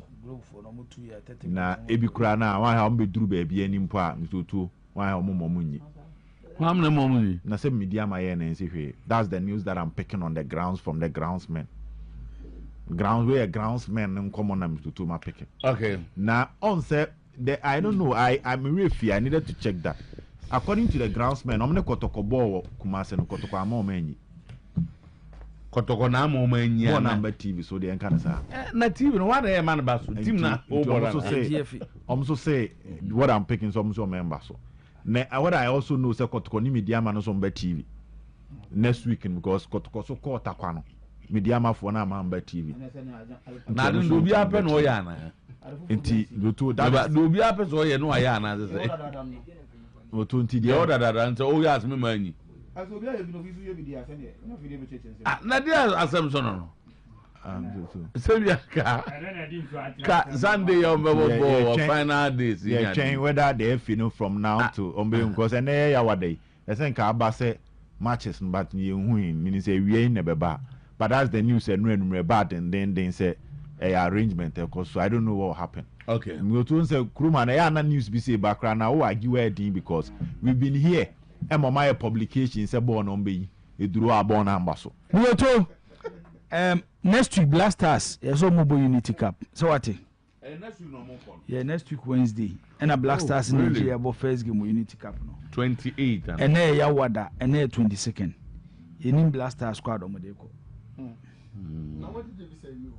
Anya beso maje we dey beso maje dey besa dey na em kwa bebre no bebre o besa dada ena mse nya beso anya beso maje ne hia yo so do di achira anya beso maje ne they have to name the team that is traveling team na ye dey kwa kobo game no 1 week to the game so to ye nim players edom kobo ball no coach of this team ko do na ekwan ya ye fa so ye football ne na obia yi din wo mem ha obia nka ho asem no aye nya sports minister dey nim se nya sports minister obeboa last week go catch say other sports ni nyina associations ni nyina no munsua de FNA ye no na FNA tutu omo nyoma ye no mu de wo fom dodo asema sports minister say waka kire no no efa metutu ye football no fa ba bia egu ye ko under 20 nearby as sports minister so under 20 team ye maintain no ye fa nko under 23 there's a team ko woni sports minister ko players ko ni mo woni kwakura mo fa so kura ko Egypt wo but obeba no aba be ka ho asem ti se we ni aban na musini amzo to yeso obeba no obeboa na ye football atimi etumpon a He said, "Dear, may I show some man who would you? You know, book of your dams, meaning animals to Gideon." And say, I cry confess. He said, "Almost a sports minister, no, and your mouth from." Only no money in terms to me, 2 years, Kotoko, League, you know, may say, Cabin, so money shed any soon. Fair? Big club, a big club. Che, big club, a big club. Club Kessie, a club Kessie, club Kitoa, club Kitoa. Only no mean to me, peda. Yes, nations, go stars, only no more per Liga, Heart of Lions. The back is you and no influencer, and one soon Jacotone has. A assembly, any baby or Mujina, and I'm a rain in Abba. Asema over deacon, Sakotoko per Liga, Kotoko per Liga, near Tigana Hania Tisse, go stars no Kotoko Sunday. Nation serves in this summer Sunday, much in a be alive. And for to be out to no be a cananatum. Yes, ya jatum. Ye we are Namiamia Quesia do a catcher say, I feel league in my day. And to cooperate word no more for music and Ghana football. And then you take start times for, yes, start times for baby super sport. It is like a super sport next start times. And I'm to look credit TV for a liga. And Casama Yako catch money. Now we'll promote this as same way. Omone FNU prayer agreement be so much. Because no money be a man super sport free Ghana league ni say. Omotimi colleague center bi na etwa mu kebu mu. Yes, e mamu ni bo. Kebu no so bo voto. It is dey be atini team. It is sama ye kan na jo mo mo DSTV Ashanti region mo da no mo tin sem we a. Eno anso mo di mail ko South Africa. Se Ghana league ni kura no matches ni mo din eduru stage bi e ma munyi. And we entertain this way. Only the answers of Mukoyi stars, young apostles, Heart of Lions. So, glow for no more attachment, 2 car 30 minutes, no more winchi. No more kucha. Heart of Lions, dear, from Command Medicine to me, ready to win the league. Go stars in nations, the match, Kotokomon Tray. Some person with league. Based on almost stance on certain issues. Because Sankawushe fixtures na kana to any teams ni modern bank can team what chance to win the league. Anke Kotoko. What they said that league fixtures ni so to analyze me. Yes. Ke Kotoko. Yes. Kotoko. What they say transfer analyze matches na kan you teams no so person omoji league no na hwe ni pa but kono wa mediama Gold Stars vision yeah but any head to head asem omo betimi the points kura win yan ko ba head to head between Kotoko and nations only needs to win 2 matches. Kotoko is no ko no shishi 2 only two ni say jina match awobo so jina match awobo the magnitude of team awon ni hia Kunesi both Samates. We are Ball Lions. No ball Baseke. Two. All the 3 nations. Because head to head. Nations. Nations will be got 3 points. 3 points. And head to head. Nations. Yes, yeah. The nations Virgin League is so much a Baseke. And you know Baseke record oh. The Omo can say Kotoko war. 54 points. Nations of 57. Nations of 57. So nations winning you normally suba. Nakotoko winning trading in. They all come to 63 points. But Oshe Kotoko this is all head to head. Oshe teams no more. Omo previous meetings and no records against them. Okay, nations.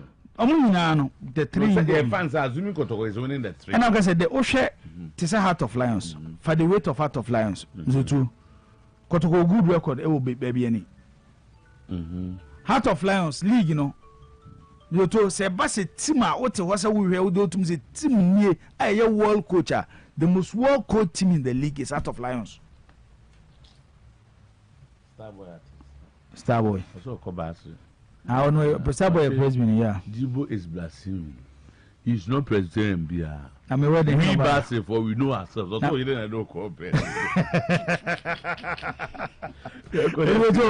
Miss, you know, not see a cancer before Watara. See, your home coaches or Magic League cry upon Momo. Of course, that's true. So, Nisa, your home coaches or Magic League upon Momo.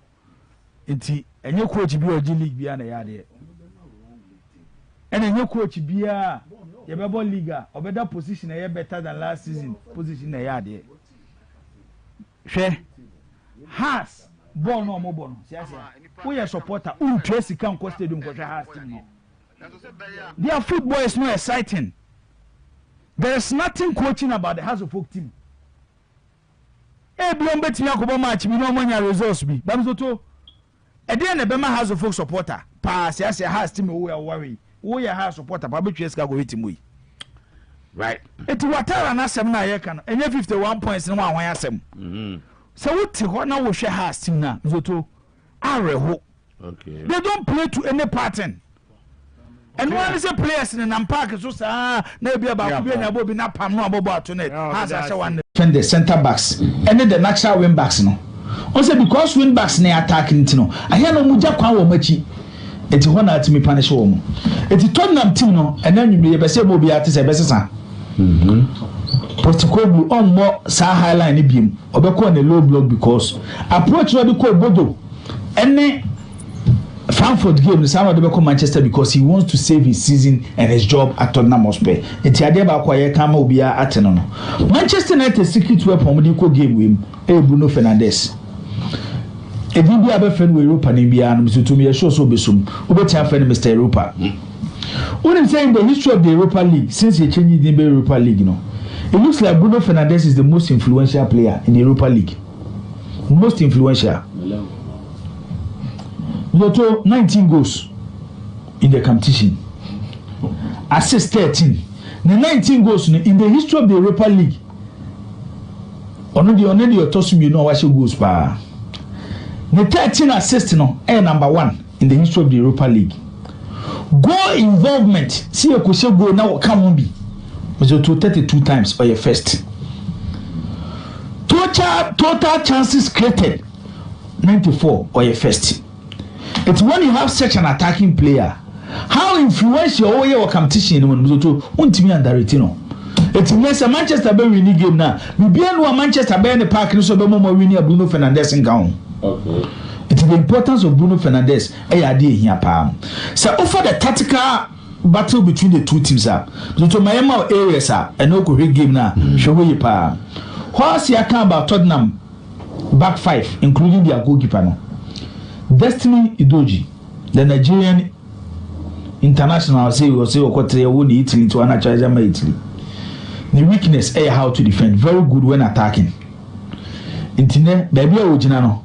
So Manchester Ahmad best at it. Ahmad who is also how, especially when he is with the ball. The cutting is good, the shooting ability is good. It means a Manchester Bay goer. The left side of Tottenham, on the defense no. The two, I want a Manchester go be fraba. Tottenham so on the other side. You can't have our team so mobile in a 3-back system. Maybe a weakness war. Brennan Johnson. Any Dominic Solanke to Chomomi no din to Tottenham go share if you be nebeba emu ba ko ebe share ye kan ye bi ko wie ene game no ye be say ye kan nyina ne say Tottenham be concede possession the Manchester which on last 3 meetings this season ends here they will try to hit Manchester on the breaks ehona Zoto otinasi din na analyze game na. Okay. Ema game no, game Zoto ebe hu kakra. But there is one thing about Tottenham and Manchester this season. They have always find a way to score the first goal, especially from the first minutes and the 15 minutes within the first minute and the first 15 minutes of the game. I want to touch Manchester now for magic game no, na Manchester Chelsea game no. It is a United so that mo be say mo win am mo prevent is there no because it looks like they say they will come for some first 15 minutes first goal no Tottenham be ba be first goal no if mo fan say Kim asemasi obeba o asembesi obeba o nti be ma boda games so travel I know mo better Tottenham Man U. Especially two teams this year. Because of Tottenham attacking injury situation, it makes Manchester United stand in a better position. Especially the game now quite anymore. Players abre, next we change.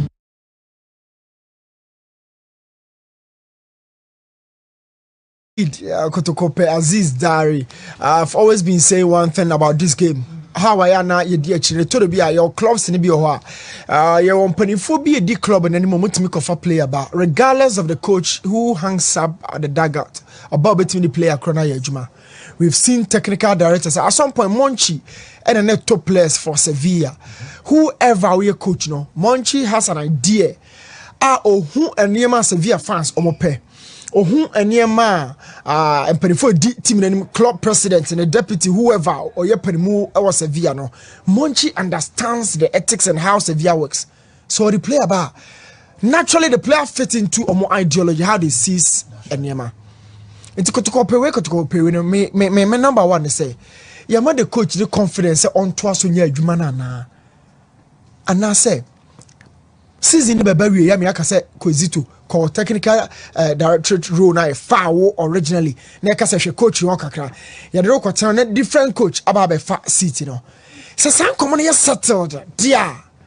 Then I can be talking about Walid Nema. We good, we say, the baby. But I come on bar. Ya okofa play boy league mo. Ye ni mo.